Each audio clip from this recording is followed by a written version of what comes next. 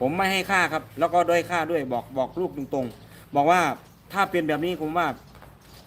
คุณไม่ใช่ลูกผู้ชายพอเลยพ่อจะพูดเลยนะแล้วก็คนที่มาชักชวนแล้วมาเชิญชวนแล้วก็ภายในพริบตาไหมพี่น้องภายในแบบนี้อันนี้แบบผมไม่ได้พูดคุยหลังไมค์นะผมเห็นโพสต์แล้วก็ถ้าเป็นความจริง100%นะตอนนี้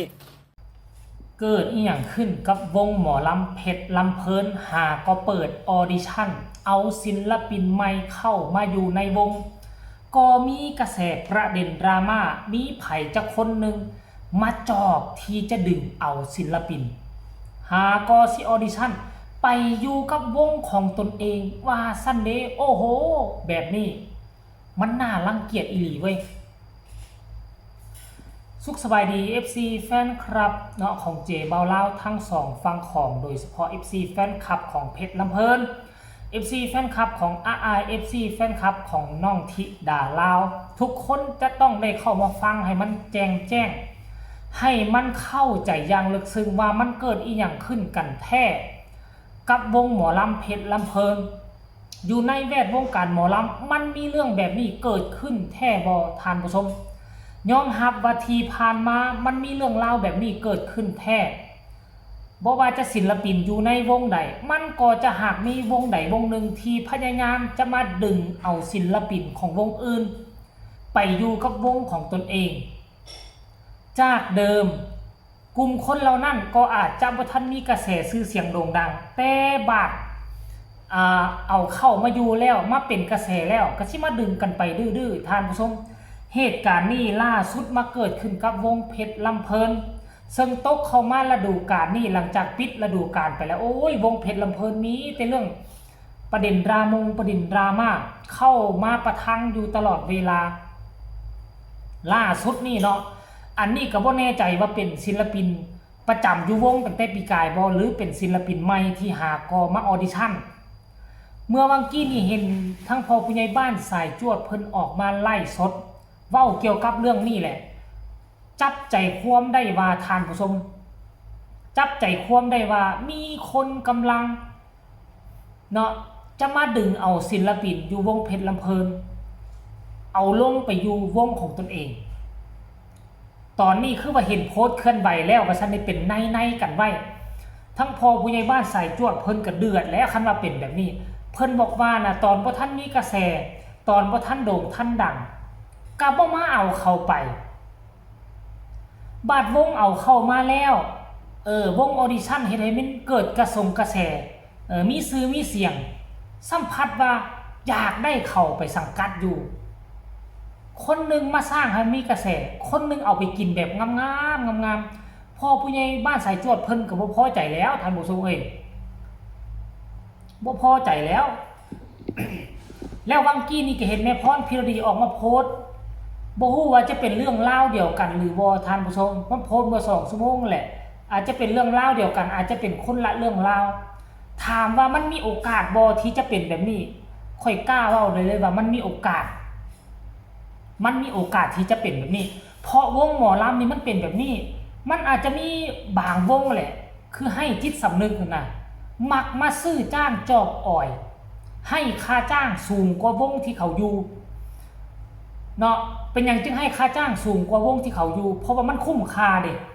ศิลปินเรานั่นอาจจะมีประสบการณ์อยู่วงหมอลำนั่นมีความสามารถอยู่วงหมอลำนั่นแล้วมีฐาน FC แฟนคลับหลายแล้วการที่วงใหม่มาดึงเอาไปแล้วให้ค่าตัวสูงกว่าวงเก่านี่วงใหม่เขาก็ได้ผลประโยชน์เนาะได้ผลก็คือว่าเขาได้คนที่มีคุณภาพมีมาตรฐานแล้วไม่จำเป็นต้องไปฝึกฝนรอหลอมหลายจะไปค้ำอยู่วงเขาได้อย่างสะดวกสบายรายละเอียดให้ทุกคนไปฟังจากปากพ่อผู้ใหญ่บ้านสายจวดว่าเป็นแบบนั่นแท้หรือบ่ทุกคนไปฟังพร้อมๆกันเลยไม่เป็นไรครับไม่มีเราก็หาใหม่ตอนนี้เราก็ยังมีแม่ทัพพ่อทัพของเราอยู่ที่เป็นหลักนะครับอย่างพระเอกแซกก็บอกเลยทั้งหน่วยก้านทั้งคุณภาพของเสียงผมกล้าการันตีได้นะครับว่าปีนี้เต็มที่กับลูกแน่นอน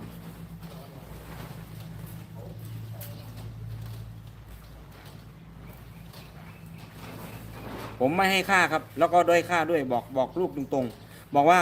ถ้าเป็นแบบนี้ผมว่า คุณไม่ใช่ลูกผู้ชายพอเลยพ่อจะพูดเลยนะแล้วก็คนที่มาชักชวนแล้วมาเชิญชวนแล้วก็ภายในพริบตาไหมพี่น้องภายในแบบนี้อันนี้แบบผมไม่ได้พูดคุยหลังไมค์นะผมเห็นโพสต์แล้วก็ถ้าเป็นความจริง100%นะตอนนี้ผมบอกเลยว่า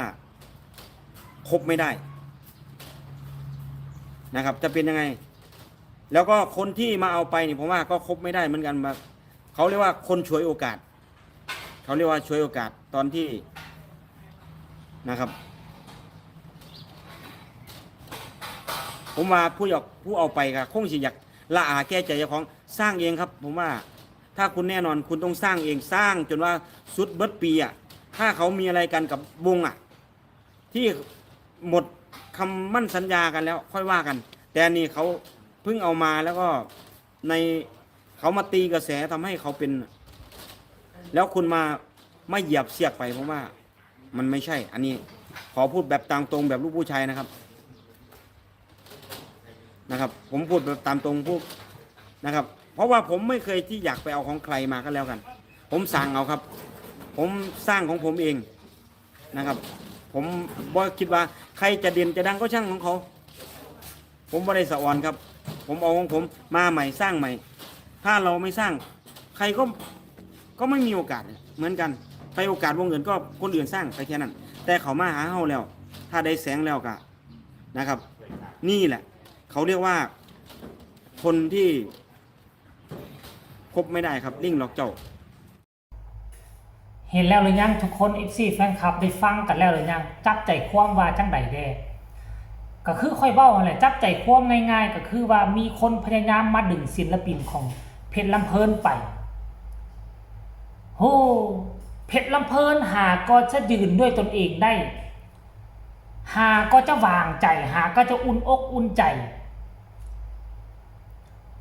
ว่าปีหน้านี่เขาจะบ่ล่มแน่นอนหาก็ออดิชั่นได้คนที่มีคุณภาพมาอยู่มาร่วมทีมงานเดียวกันดันมีคนพยายามที่จะมาดึงเอาศิลปินของเพชรลำเพลินไปมันก็น่าเกลียดเกินไปวงข้าเจ้าก็ล่มลุกคุกคานอยู่แล้วให้ข้าเจ้าอยู่แบบสงบสุขให้ข้าเจ้าเดินแมนแลนสะดวกแด้เป็นยังคือบ่ไปลากไปดึงเอาศิลปินอยู่วงใหญ่ๆพุ่นวงเขาโด่งดังเงินล้านพุ่นมาศิลปินอยู่วงอื่นๆพุ่นวงที่ดังคนนี้ก็มีหลายขั้นเจ้าได้ไปเสริมทัพของวงเจ้ามันก็แห้งเป็นการดีหรือว่าบ่กล้าที่จะไปแย่มกับคนที่เขาเข้มแข็งวงที่ดังคนนี้เขามีทนายความสะดวกก็เลยสมาบังเบียดเสียดสีแต่วงที่บ่ค่อยดังนะบอกเพื่อว่าเฮ็ดหยังก็ได้เขาไปจับบ่ตอบโต้แบบนี้บอกคือมันน่าเกลียดมันบ่แม่นลูกผู้ชายสมแล้วล่ะที่พอผู้ใหญ่บ้านใส่จวดเว้าแบบนี้นะท่านผู้ชม FC น้องธิดาลาวคันผู้ใดพัดผ่านมาเห็นคลิปนี้ก็ให้ทุกคนเข้าไปให้กำลังอกกำลังใจพอผู้ใหญ่บ้านใส่จวดเด้อถ้าวงนี้ปีหน้านี่เดินบ่แม่นแลนบ่สะดวกธิดาลาวก็อาจจะบ่มีเวทีได้ยืนบนเวทีใหญ่ได้แสดงความสามารถก็ได้เพราะฉะนั้นแล้วผู้ใดว่างๆก็เข้าไปให้กำลังใจเพิ่นแน่เด้อในฐานะที่ค่อยก็เป็น FC ธิดาลาว FC ของทางผู้ใหญ่บ้านสายจวดเนาะก็ขอให้ร่ำรวยไผเฮ็ดหยังให้ก็อย่าซุมาเกิดกับเพชรลำเพลินก็ขอให้เพชรลำเพลินผ่านจุดนี้ไปได้และขอให้โด่งให้ดังในฤดูกาลที่จะมาถึงนี้ก็แล้วกันเด้อสำหรับคลิปนี้ก็ฝากไว้อีกจักคลิปก็แล้วกันท่านผู้ชมสบายดี